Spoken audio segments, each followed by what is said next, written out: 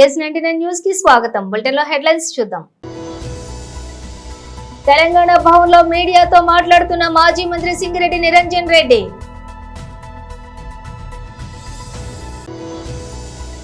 Postal ballot తోనే YCP గల్లంతవడం ఖాయం, అందుకే వైసీపీ డ్రామాలు. టీడీపీ ఎమ్మెల్సీ అశోక్ బాబు మీడియా సమావేశం. తెలంగాణలో కాంగ్రెస్ పాలనలో రైతులు అన్ని విధాలుగా ఇబ్బందులు పడుతున్నారు, పాయల్ శంకర్.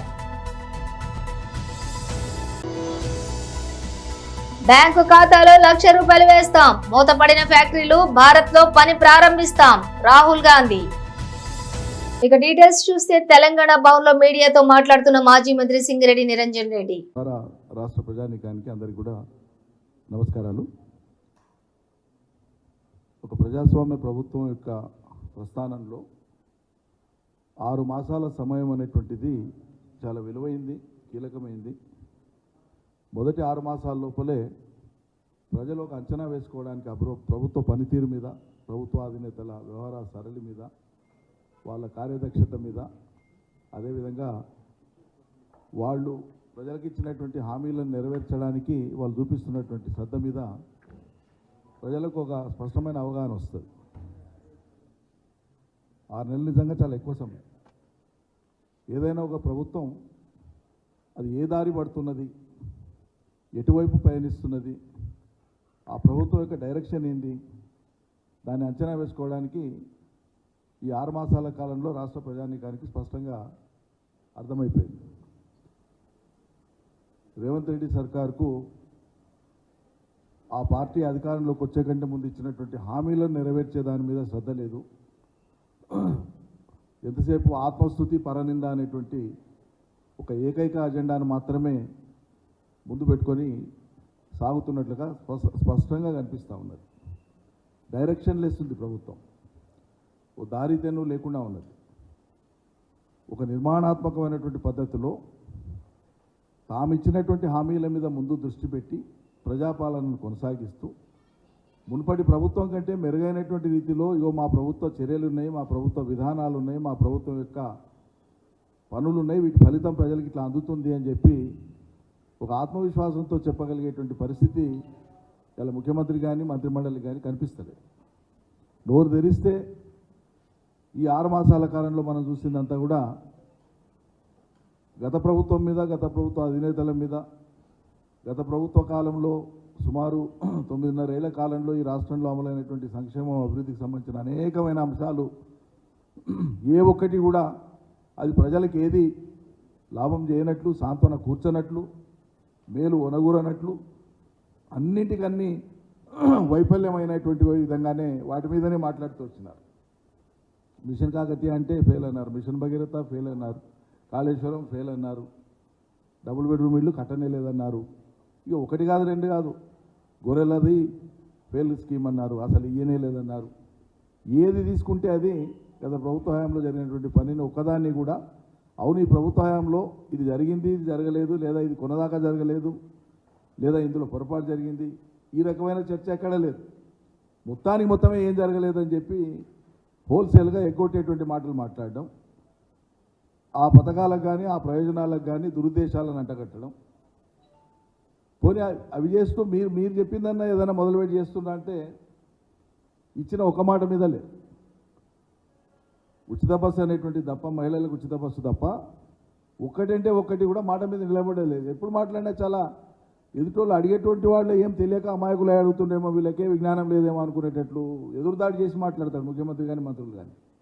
మేము అన్నీ అమలు చేసినాం కదా, ఇంకేడున్నాయన్నట్టు మాట్లాడతారు. చివరికి ఎన్నికల సందర్భంగా రాహుల్ గాంధీ వస్తే ఆయనతోనూ కూడా చెప్పించినారు మహాలక్ష్మి పథకం కింద 2,500 ముడుతున్నాయని. అంటే ఇంత బ్లఫ్ చేయడం, చేయని దాన్ని, అమలు చేయని దాన్ని, ప్రారంభించిన దాన్ని కూడా ప్రారంభం అయిపోయినాయి, అమల్లో ఉన్నాయి, అన్నీ నెరవేర్చినాం, ఏదో 1-2 మిగిలిన అన్నీ అయిపోయినాయి అన్నట్లుగా టేక్ ఇట్ ఫర్ గ్రాంటెడ్గా తీసుకొని మాట్లాడడం అనేది అలవాటైపోయింది. కాబట్టి వాళ్ళు ఇచ్చిన హామీలు అమలు కానటువంటి యొక్క ప్రతిఫలం లేదా దాని యొక్క రిఫ్లెక్షన్ ఏంటంటే ఇవాళ అన్ని వర్గాల ప్రజలు కూడా తీవ్రమైనటువంటి వ్యతిరేకత, అసంతృప్తిని కలిగి ఉన్నారు. ప్రధానంగా రైతాంగ ప్రజలు. కరెంటు కాడ వైఫల్యం ఈ సర్కార్ది, నీళ్ళు ఇచ్చే కాడ వైఫల్యం, చివరికి వాళ్ళు పండించిన పంట కొంటామని చెప్పి కొనకపోగా నానా ఇక్కట్లు రైతులు పడ్డారు. ధాన్యం దడిచిపోయింది. చాలా రకాల ఇబ్బందులు పడ్డారు. బోనస్ ఇస్తామని ఎగ్గొట్టిండ్రు. పోస్టల్ బ్యాలెట్ తోనే వైసీపీ గల్లంతవడం ఖాయం. అందుకే వైసీపీ డ్రామాలు. టీడీపీ ఎమ్మెల్సీ అశోక్ బాబు మీడియా సమావేశం. ఎన్టీఆర్ భవన్ అమరావతి నుండి ప్రత్యక్ష ప్రసారం.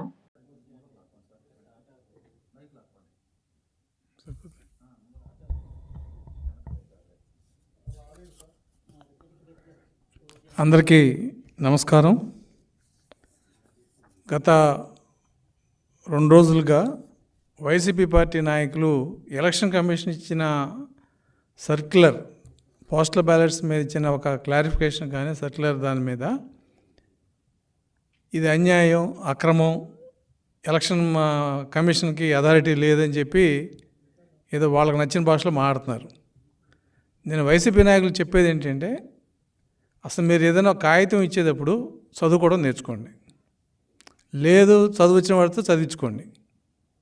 అంతేగాని ఏదో మీకు అవకాశం వచ్చిందనో లేదంటే ఏదో మనం ఒక అల్లరి చేయాలనో ఎలక్షన్ కమిషన్ లాంటి వ్యవస్థతో మీరు పిచ్చి పిచ్చిగా మాట్లాడి ఏదో మీకు తెలిసిందే వేదం అనో లేదా మీకు తెలిసిందే చట్టం అని అనుకుంటే అది పొరపాటు. అసలు టీడీపీ వాళ్ళు ఏం అడిగారు, ఎలక్షన్ కమిషన్ ఏమిచ్చింది, మీరు దాని మీద ఏం ప్రొటెస్ట్ పెట్టారు, వీటికి సమాధానం లేదు, సంబంధం కూడా లేదు.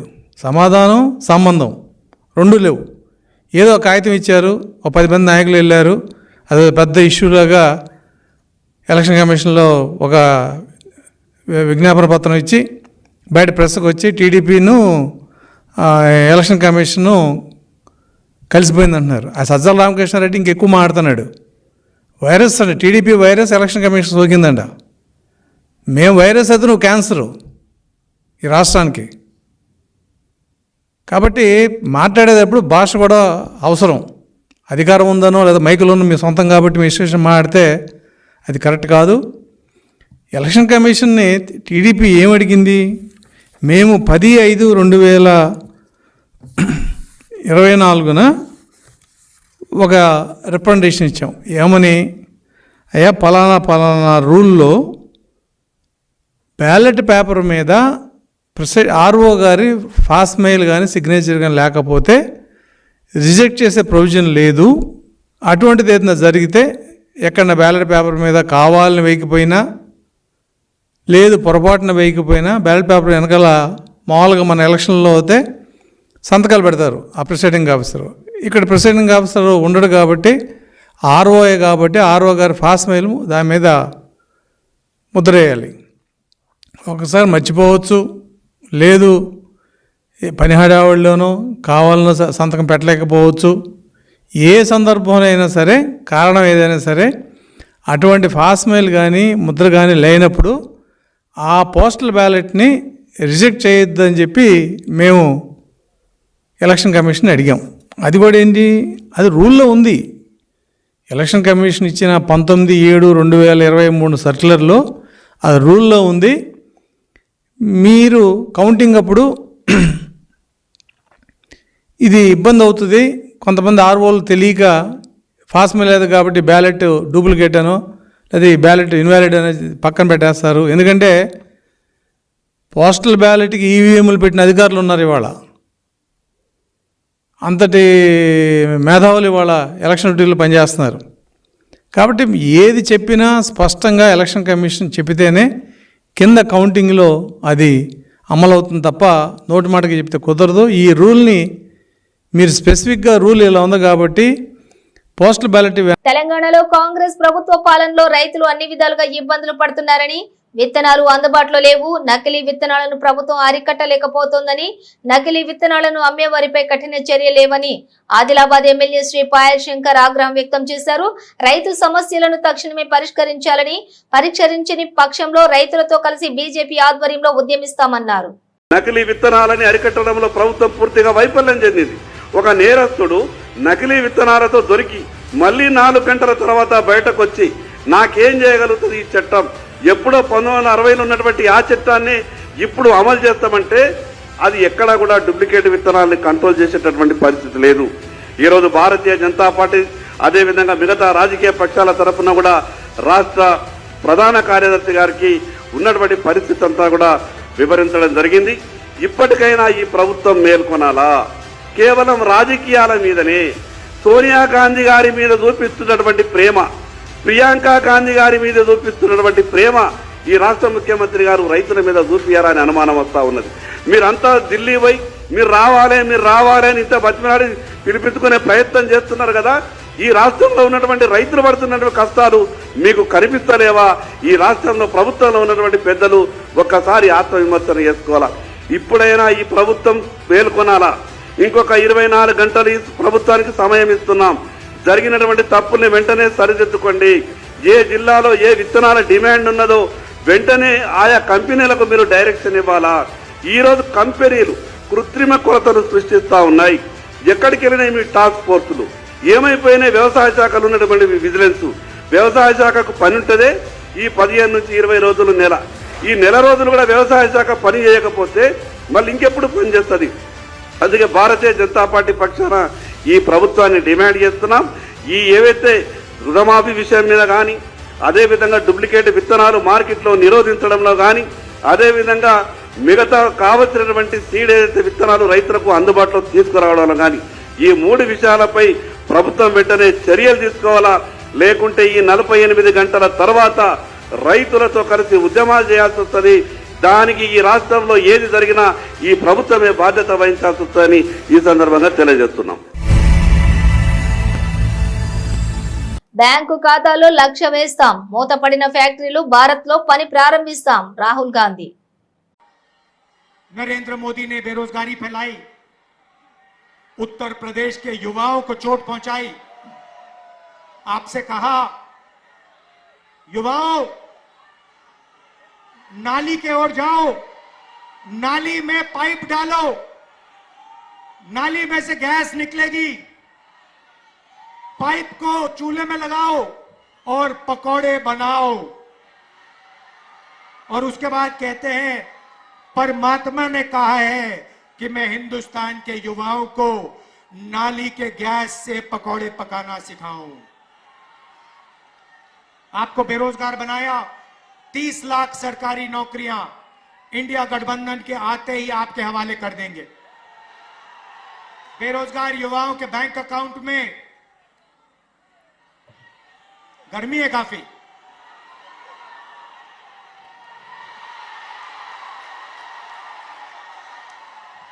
बेरोजगार युवाओं के बैंक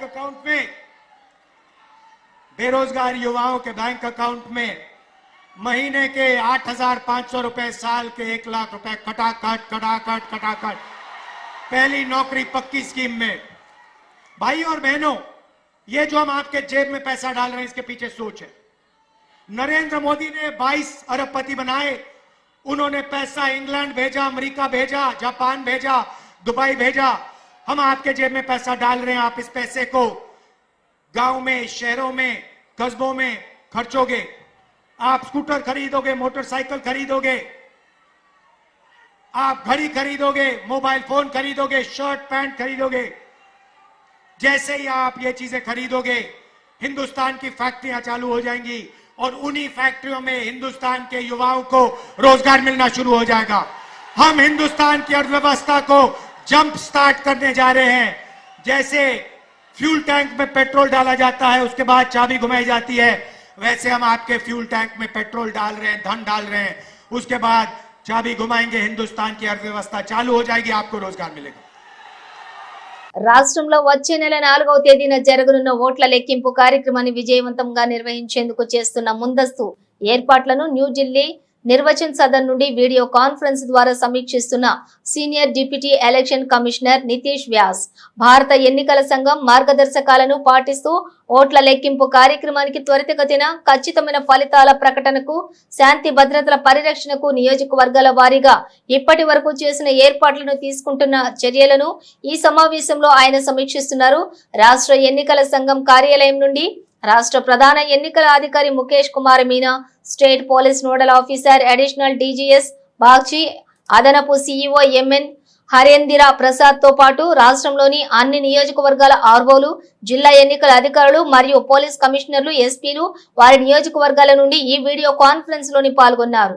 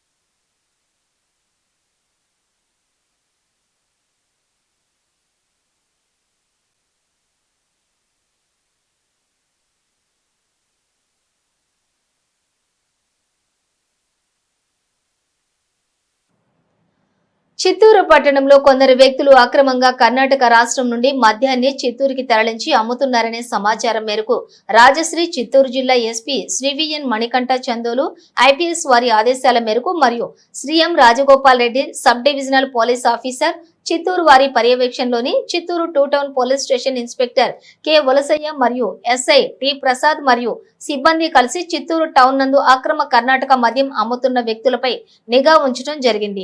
అందులో భాగంగా ఈ రోజు అనగా 29/5/2024వ తేదీ ఉదయం 5:30 ఎవరో ఒక మగ వ్యక్తి చిత్తూరు టౌన్ తేనెబండ ఆంజనేయ స్వామి గుడి సమీపంలోని ముళ్ల పొదల వద్ద కర్ణాటక మద్యం నిల్వ ఉంచి అమ్ముతున్నాడని రాబడినటువంటి రహస్య సమాచారం మేరకు Chittoor 2 town CI K Valasayya, SI T Prasad మరియు సిబ్బంది కలిసి సదరు ప్రదేశానికి వెళ్లగా అక్కడ మద్యం అక్రమంగా స్టాక్ పెట్టి అమ్ముతుండినటువంటి ఏ లోకేష్ అను అతన్ని పట్టుకొని అతని వద్ద ఉండినటువంటి ₹1,00,000 విలువ చేసే 11 బాక్సుల బెంగళూరు బ్రాండీ కర్ణాటక మద్యంను మరియు మద్యాన్ని తరలించడానికి ఉపయోగించినటువంటి మోటార్ సైకిల్ ని స్వాధీనం చేసుకోవడం జరిగింది.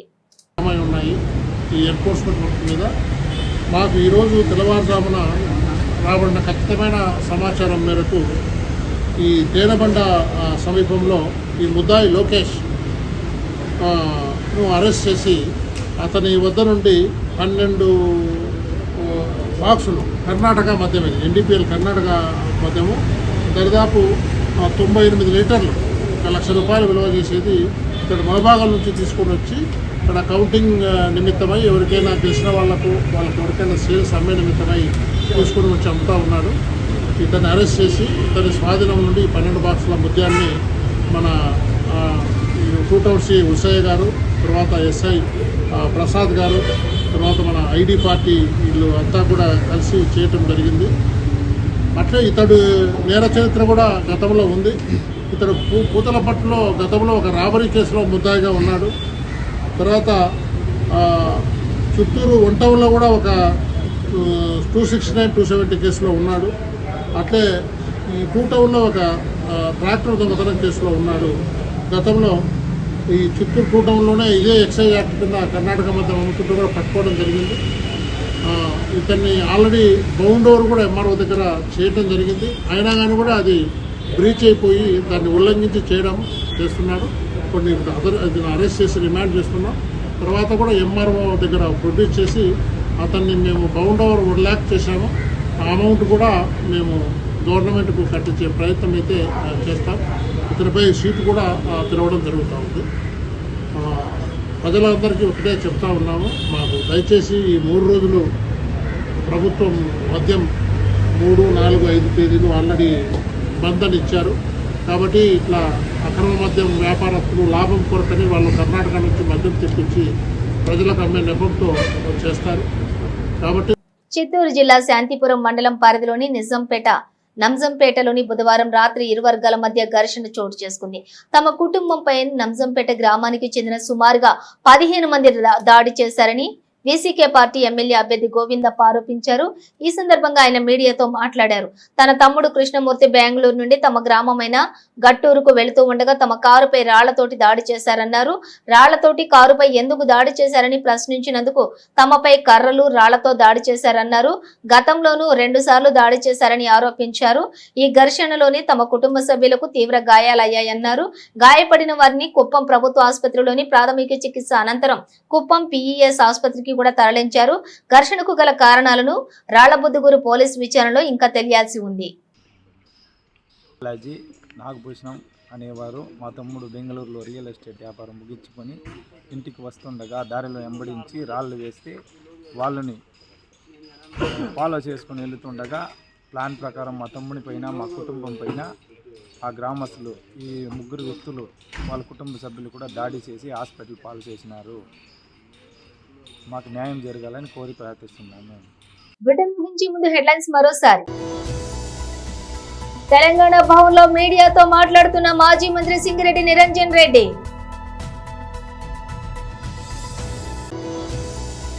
పోస్టల్ బ్యాలెట్ తోనే వైసీపీ గల్లంతవ్వడం ఖాయం, అందుకే వైసీపీ డ్రామాలు. టీడీపీ ఎమ్మెల్సీ అశోక్ బాబు మీడియా సమావేశం. తెలంగాణలో కాంగ్రెస్ పాలనలో రైతులు అన్ని విధాలుగా ఇబ్బందులు పడుతున్నారు. పాయల్ శంకర్. బ్యాంకు ఖాతాలో ₹1,00,000 వేస్తాం, మూతపడిన ఫ్యాక్టరీలు భారత్ లో పని ప్రారంభిస్తాం. రాహుల్ గాంధీ. ఇవి బులెటిన్ విశేషాలు. మరో బులెటిన్ తో మళ్ళీ కలుద్దాం.